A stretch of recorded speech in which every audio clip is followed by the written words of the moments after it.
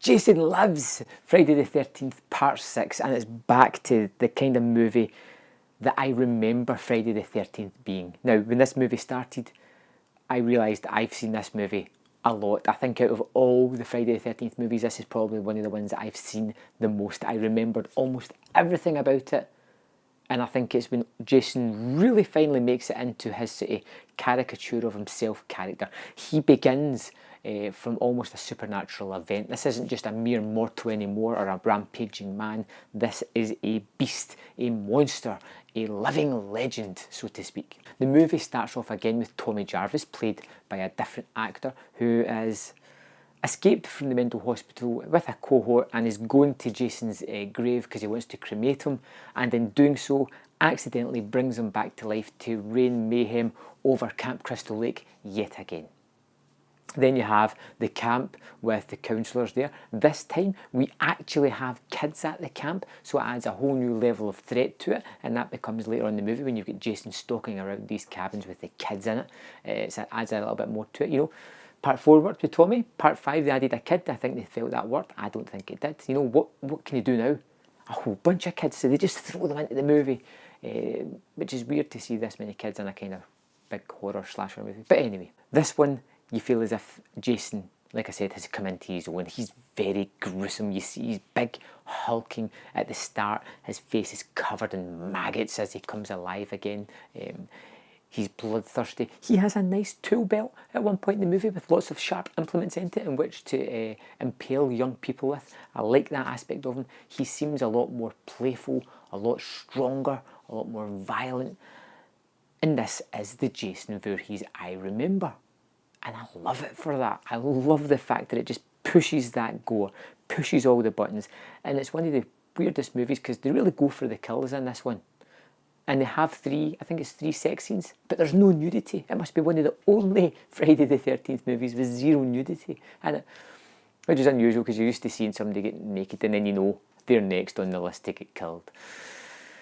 My favourite kill in Friday the 13th Part 6, I think, has to be in the RV when Jason pushes a woman's head so far into the side that her face forms in the metal. It's just unbelievable, wacky and fun. And that's what this movie is for me. It's full of characters that you kind of go on with. I like the sheriff's daughter, the one that teams up with Tommy Jarvis. I kind of like the actor playing Tommy Jarvis, who gives him a lot more charisma than they had in Part 5. I'm a lot grateful for that because he's a kind of bigger part of this movie. The last one, he was kind of quiet and just did kung fu a little bit, which was weird. This one, it's a lot better. Like I said, you've got Jason hulking about, just slaughtering people. He must kill most people that he's killed in a movie in this one, or it feels like it anyway. You've got Tony Goldwyn at the start as well. It's got lots of playful scenes of like Tony Goldwyn's introduction in a car as they're driving down a way, and then they just stop, and the wife says, or the girlfriend says, you know, I know enough to like always drive away from a crazed person in a mask, and ultimately don't get away. But that's just what we're expecting. That's what we wanted, to be fair. It's got lots of little comedic touches like that as well. It feels as if it's kind of funny, but it hits you with the sort of like gore that you want. Lots of Jason action in this one, which I'm really happy to see. Lots of him just stalking, having fun with people. And he does have a lot of fun with people. There's one scene where he jumps out and chops 3 people's heads off at once, which I really liked. I'm sticking with the RV one. I still think that's the best death in it. Production values feel as if they've jumped up a little bit here. You get like an RV crash at one point. You get a cool image of Jason just standing atop of it. It's just brilliant, and there's lots of kind of things like that in this movie. I like the inclusion of the kids, and I like the fact that Jason kind of interacts a little bit with them as well, and you can almost sort of see him weighing up whether or not to kill them, which is the first kind of deliberation that we've had Jason make. Usually he's just a killing machine, but he doesn't fully go for it in this one. You get this finale as well with Tommy Jarvis fighting Jason, and it feels kind of strange because, you know, at the start of the movie he just wants to burn them to ashes and destroy the body, but at the end of the movie he just kind of wants to like sink them down to the bottom of the ocean, the lake, Crystal Lake. And it's just kind of like, well, that's complete opposites from where it was, and you're like, aren't you leaving it open for Jason to come back rather easily? It's almost as if a producer made that decision.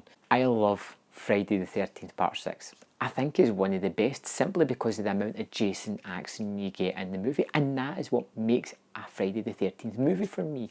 Lots of silly gore, lots of people getting hit in the head with machetes or in the chest with axes, whatever.